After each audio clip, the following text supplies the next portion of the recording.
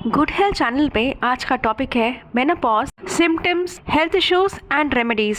शुरू करते हैं, जानते हैं मेनोपॉज क्या होता है। मेनोपॉज मतलब बच्चा पैदा करने की क्षमता का खत्म होना, यानी मेनोपॉज के बाद फीमेल्स बच्चा पैदा नहीं कर सकती। ये यूजुअली होता है 40 to 60 ईयर्स के बीच में। एवरेज एज है अराउंड 50। फीमेल्स में मेंस्ट्रुअल साइकिल्स के थ्रू बच्चा पैदा करने की क्षमता बनी रहती है। मेनोपॉज में मेंस्ट्रुअल साइकिल्स बंद हो जाते हैं, यानी मंथली पीरियड्स के साइकिल जिसमें ब्लीडिंग होती है वो बंद हो जाते हैं।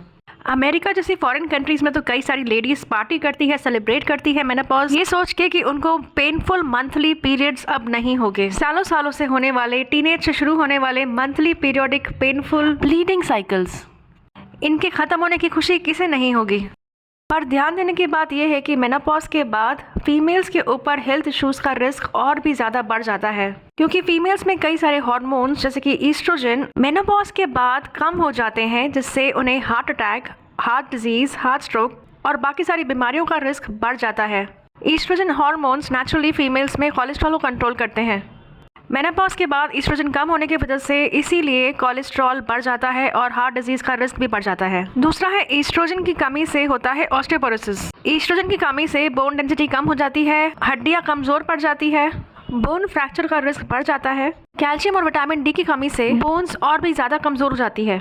तो मेनोपॉज के बाद आपको खास ध्यान रखना है अपने कैल्शियम और विटामिन डी के लेवल्स का। कैल्शियम और विटामिन डी रिच फूड खाना है, और अगर फिर भी कमी है तो सप्लीमेंट्स ले सकते हैं। कैल्शियम रिच फूड सोर्सेज हैं milk and milk products, sesame seeds यानी तिल, और सुबह 9 बजे की पहले वाली धूप आपको अच्छा विटामिन डी देगी। इसके अलावा ओबेसिटी यानी मोटापे का भी रिस्क बढ़ जाता है, और मोटापे से भी आती है कई सारी बीमारियां। मेनोपॉज के बाद हार्मोनल चेंजेस की वजह से मेटाबॉलिक रेट कम हो जाता है, फैट बढ़ जाता है बॉडी में, स्पेशली एब्डोमेन एरिया में फैट बढ़ने लगता है। इंसुलिन रेसिस्टेंस का भी रिस्क बढ़ जाता है, टाइप 2 डायबिटीज़ का रिस्क बढ़ जाता है। हार्मोनल फ्लक्चुएशंस की वजह से मूड स्विंग्स होते हैं, स्लीप डिस्टर्बेंस हो सकती है, एंजाइटी और डिप्रेशन का भी रिस्क बढ़ जाता है। एल्जाइमर्स डिजीज यानी भुलक्कड़पना होने का भी रिस्क बढ़ जाता है। उसके अलावा वजाइनल ड्राइनेस, यूरिनरी प्रॉब्लम्स भी हो सकती है, जैसे ब्लैडर में से लीक होना या उस पर कंट्रोल खोना खांसते समय या चीखते समय, जिसको रोकने के लिए आप कुछ स्ट्रेंथनिंग एक्सरसाइज कर सकते हैं, डॉक्टर से कंसल्ट कर सकते हैं। अब देखते हैं कुछ सिम्टम्स मेनोपॉज के। मेनोपॉज शुरू होने के पहले 12 महीने तक पीरियड्स नहीं होते। ये 3 फेजेस में होते हैं, पेरी मेनोपॉज, मेनोपॉज और पोस्ट मेनोपॉज। पेरी मेनोपॉज यानी मेनोपॉज शुरू होने के 12 महीने पहले का पीरियड। इसमें सिम्टम्स यही होते हैं कि 12 महीने मेंस्ट्रुअल साइकिल बंद हो जाती है, पीरियड्स नहीं होते। इसके अलावा मेनोपॉज के सारे सिम्टम्स जैसे कि vaginal dryness, itching, discomfort. Menopause का फेज मतलब पीरियड्स बंद होके 12 महीने जब हो जाते हैं उसे मेनोपॉज का फेज कहते हैं। और पोस्ट मेनोपॉज मतलब मेनोपॉज के बाद का स्टेज। मेनोपॉज के सिम्टम्स में हॉट फ्लशेस होना बहुत कॉमन है।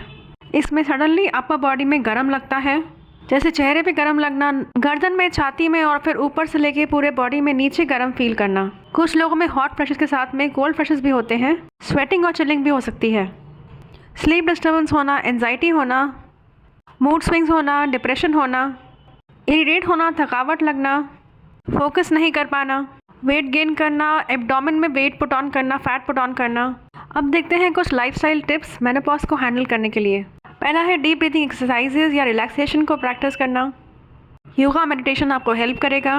रेगुलर एक्सरसाइज करना, हेल्दी खाना खाना, बहुत से फ्रूट्स एंड वेजिटेबल्स खाना, होल ग्रेन्स खाना। आपको दिन में 5 servings of fruits and vegetables खाना चाहिए। स्मोकिंग को क्विट करना, अल्कोहल को लिमिट में लेना, कम कर देना या बंद कर देना। पेल्विक को स्ट्रॉन्ग करने के लिए एक्सरसाइजेस करना, फिजिकली एक्टिव रहना। आप फैमिली फ्रेंड से बात कर सकते हैं, काउंसलर से बात कर सकते हैं अपने मेंटल हेल्थ के लिए, अपनी सैडनेस को कम करने के लिए। अपनी हॉबीज़ परस्यू कर सकते हैं, जो आपको खुशी दे वो चीज़ें करें। क्लब ज्वाइन कर सकते हैं अपने आप को एंजाइटी और सैडनेस से दूर करने के लिए।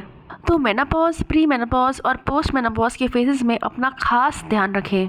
ये नेचुरल बायोलॉजिकल प्रोसेस है, पर इसमें आपको अपना ध्यान रखना ज़रूरी है।